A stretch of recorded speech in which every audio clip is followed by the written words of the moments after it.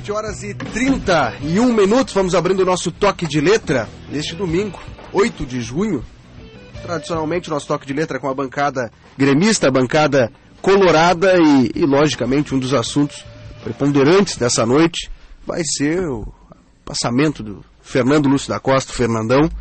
Ia falecer ontem, à madrugada, hoje foi seu sepultamento em Goiânia, há pouco teve uma missa realizada aqui em Porto Alegre.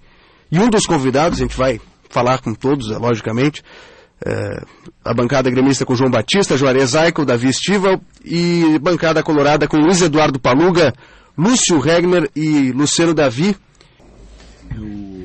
Juarez.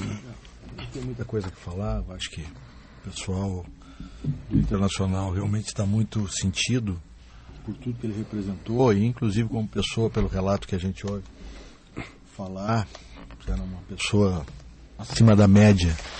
E uma amiga minha postou uma coisa muito simples, que eu acho que representa tudo, que é nesse fim de semana não tem cor, tem dor. Acho que alguém já deve ter replicado isso, mas representa muito mesmo. Porque na verdade a gente tem um adversário, um Internacional, mas a gente chama de co-irmão. E é isso mesmo. A gente está aqui para ganhar dentro do campo, mas fora do campo eu acho que a gente tem vários objetivos comuns. E o futebol perde, né? Perde pessoas inteligentes que passam pelo futebol, que podem contribuir, acabam muitas vezes indo cedo. É uma tristeza, mas a vida continua, que se diz, e é isso aí. Bancada colorada com Luiz Eduardo Paluga, Lúcio Regner e Luciano Davi. Bancada gremista com João Batista, Juarez Eichel e Davi Estival. Momento que o Campeonato Brasileiro... Vamos mudar esse assunto, né? Vamos falar de bola rolando, de futebol. Fernandão gostaria. Momento que não tem Campeonato Brasileiro, existe essa brecha, nem treino de dupla Grenal existe. Tem Copa do Mundo às vésperas aí, né? Hoje eu achei muito interessante o amistoso que foi feito, Itália versus Fluminense. Me senti fazendo Copa de 50, quando o clube emprestava a camisa para a seleção jogar. Interessante isso, né? Não esqueças que o Internacional era tradicional sparring da Celeste Olímpica.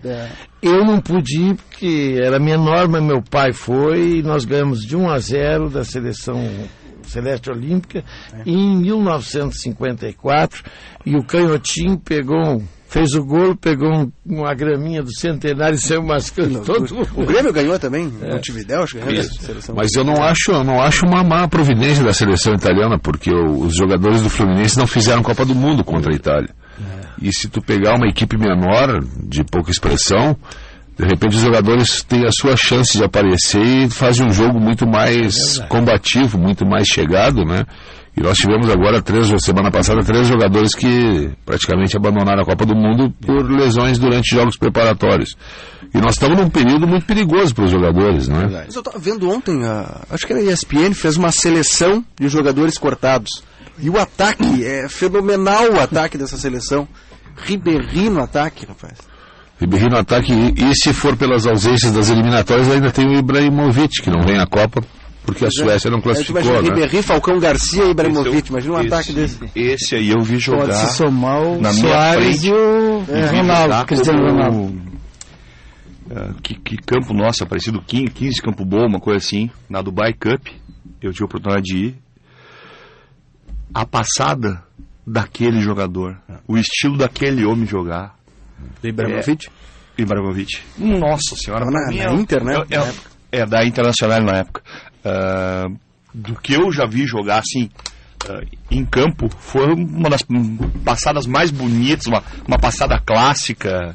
E que é jogador, né? Perguntaram outro dia pro Thiago Silva qual é que foi o atacante mais difícil para ele marcar até agora, e ele citou sem pestanejar Ibrahimovic. Então, tanto no alto como embaixo. Ele me desculpa. Não, fala. Juarez.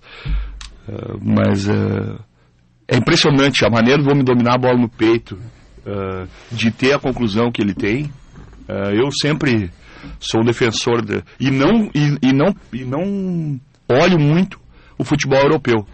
Mas quando eu vi esse jogador jogar na minha frente, eu vi com meus olhos e é diferente. É né? diferente. Eu tive essa impressão vendo o Seedorf. Fui fazer ano passado. Inter e Botafogo no Maracanã. Então tu fica muito próximo, atrás da goleira, ali perto do Seedorf. E eu até comentava com o pessoal que estava comigo, eu disse, eu não vi o Pelé jogar.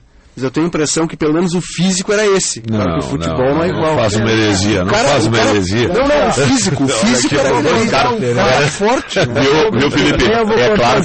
É claro que eu não sou o Thiago Silva e nunca joguei contra ele, entendeu? Mas dá pra ver que a gente conhece alguma coisinha também. É que se eu não atropelar o seu Lúcio fala a noite inteira, não deixa ninguém falar. É por isso que eu tô atropelando. Aí o que faz o Pelé? Não tava o Coutinho, não tava o Pepe, ele fez tabela nas canelas do Scala e pegou a bola ali adiante. Mas aí ele está falando de futebol, tecnicamente. Não, ele falou de correria. 40 anos depois me revoltei de novo, Lagomar Martins. O cara tem orgulho de ter expulsado o Pelé aos 10 minutos do primeiro tempo com o estádio lotado querendo ver o Pelé jogar. Não, mas você achou legal. Né? É bem o estilo de juiz mesmo.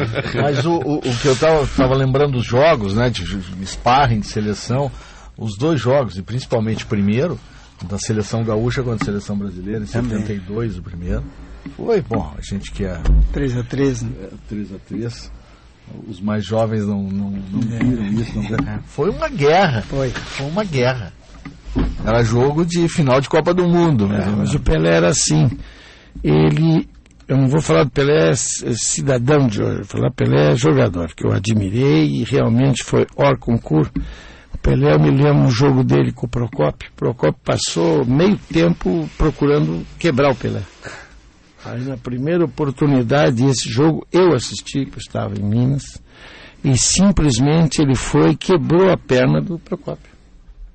Quebrou. Como fez o Merica com o Batista, que vocês, né? Eu era vice-presidente de administração naquela. Ele foi lá para jogar, provavelmente por outra instituição, não pelo Internacional. O que nos convinha naquele jogo era a derrota. Mas ninguém vai pedir para o time perder, né? Porque nós caímos na chave que o Grêmio ficou. O Grêmio entrou por gol average, que era o critério naquela ocasião. Tesourinha não jogou a Copa de 50, porque se lesionou realmente. Mas se tivesse jogado aquela partida, tenho certeza que nós não teríamos perdido para o Uruguai. E é realmente uma bronca, entre aspas, que a gente tem. Porque futebol, ontem eu estava zapeando na televisão de detalhe, estava passando Ipiranga e Avenida. Eu fiquei uns 10 minutos assistindo o jogo. Quer dizer, eu gosto de futebol. Obviamente, Copa do Mundo, em tese, é o melhor futebol. O Leocir foi campeão, né? A propósito, falando em seleção, quer ver uma coisa? Então é aquela história, né? Nós acabamos de ganhar essa madrugada na China, com jogadores do Sub-19, do Grêmio, do Internacional, invicto do título. Mas... Sabias disso? Fiquei sabendo agora, pelo site do Grêmio. Estou dando a informação. Seleção gaúcha? Mas essa não, seleção brasileira. Seleção brasileira, mas, se não me engano, 6 atletas entre Grêmio e Internacional. Ganhou da China na final. Essa bronca que o senhor fala, que inicia lá, acho que em 72 foi um auge dela por causa... Porque o Everaldo jogou a Copa de 70 e 72 não foi convocado, né, para a Copa das Confederações. E aí... da seleção de 70 exatamente. Mas depois, né, nós tivemos o Falcão em 78, foi preterido, né, mas depois... Que ano foi o 2-2, Seleção Gaúcha e Seleção Brasileira? 2-2 no Beira-Rio. 3-3. Não, esses dois jogos. 3-3, 2-3, essa outra 72, o Éder fez um, quando o Falcão outro... não foi 2-2. 2-2. Tanto, nos 2-2 o Ladinho fez um gol. E o outro foi o Éder, mas também era uma bronca que tinha, porque não tinha levado nenhum gaúcho. Mas quando chega a Copa, nós todos sentamos no sofá e... Não, com certeza. Aí nós somos brasileiros. A gente custa. Não, a gente custa para pegar, mas a gente pega a Copa, né? E nós temos, hoje... O Felipão, né, que nos representa lá e nos dá muito orgulho, né? Então, eu acho que essa questão que o Luciano levanta, ela é de fato pertinente, porque eu lembro nas outras Copas anteriores, quando não era no Brasil, muito tempo antes já criava um clima de Copa, né? E infelizmente nós estamos há 4 dias não temos um clima de Copa. Mas tem uma coisa que está acontecendo que eu nunca tinha visto antes. Houve uma ideologização. Exato, é o que eu ia completar. Por conta de todo... Acho que isso é ruim, uma campanha nos pés, porque o turismo, cada dólar que entra, 100% fica aqui dentro. E nós não estamos enxergando isso. Não estamos. Ou não estão querendo enxergar. Eu fico abismado. Porque nós temos que voltarmos a pensar grande em termos de turismo para esse país, acabar, porque para mim ainda é uma minoria baderneira, que isto tinha que fazer o que fizeram num determinado momento em São Paulo. Tem que fechar os quarteirões, tria tudo e aplica a lei. Só a lei que tem que ser aplicada. Não pode fazer massagem em gente que volta no outro dia fazer baderna e matar pessoas. Eu sou pela... Aqui, ó. Não tem que mudar regime, nada disso. Tem que aplicar a lei. Ela é um pouco demorada, mas ela acaba botando as coisas... Não, mas eu não quero justificar. E obviamente que eu concordo com o que o senhor falou. Eu acho que tem que ter uma ordem e isso tem que ser combatido e tal. Mas tem algumas coisas que também saltam aos olhos, né? As obras. Mas só dos estádios. Não, eu sei, tá feito, não tá nada. Eu acho que a gente não tem que lutar contra a Copa. Mas que tem alguns absurdos gritantes, os preços dos estádios. E aí mas não é o caso do Rio Grande do Sul. Não é o caso do Rio Grande do Sul. Então, vou dizer, isso não justifica. Mas, olha, mas dá uma raiva. Se a gente conversando, dá uma raiva. Deixa desgostoso. Mas isso acontece nos outros países também. Isso acontece no Uruguai, acontece na Argentina. É que o mundo é outro. Tá todo mundo atento a qualquer guri que estoura. Qualquer guri que estoura, tá todo mundo atento. Pois é, mas tá o dobro, o dobro não. Eu não sei quantas vezes mais olheiro tem. Santa Catarina tem 3 times na Série A. Mas vão cair 3. Vão cair os 3 ou 2. Pode cair, mas chegaram lá. Eu acho que temos que olhar... Por que eles nunca mantêm, seu Lúcio? Não mantém porque eles não têm capacidade de fazer então porque a gente planejamento. Então porque a gente não vê o nosso lado positivo, que nós somos mais fortes. Eu não estou criticando o internacionalismo. Eu tinha entendido que o senhor está dizendo que o futebol de Santa Catarina... Não. Eu tinha entendido isso. Estou falando, e naquele programa que nós tivesse, mas o Aike esteve, nós estávamos falando da importância do Campeonato Gaúcho. E eu estou lhe contrapondo em relação ao que sai menino direto daqui para fora. Mas sai daqui, sai do Uruguai, sai da Colômbia, sai do Paraguai, sai de todo lado. Porque multiplicou por 10, 20 vezes a quantidade de olheiros, categorias de base, clubes mais estruturados. Uma série de coisas. Está bem profissionalizada. Inclusive, tem clubes aí que são hoje dirigidos por empresários no sentido de buscar esses valores e reexportá-los, né? Uma das melhores bases do país é um time de empresário. O melhor time da base do país é um time de empresário. É o Deportivo Brasil. Mas além do Campeonato Gaúcho, o Grenal também é muito importante. Obviedade, mas nem sempre é encarado com isso. Né? Mas porque eu vou te falar isso aí hoje. Sabe por quê? Davi, eu errei o teu nome a outra hora. Juarez, acertei então? A outra, então me perdoa. É importante falar isso aqui porque muitas vezes é desmerecido o título de quem ganha. É muito pior, eu não sei de quem foi a frase, é muito pior não ganhar do que ganhar. É muito pior não ganhar do que ganhar um gaúcho. Mas olha, isso não é o discurso da maioria dos nossos... mas acaba sendo muitas vezes, porque na verdade é o seguinte, e eu acho que aqui a gente não está, até pelo todo o clima que se criou, eu acho que a gente está, assim, falando de uma forma bem racional.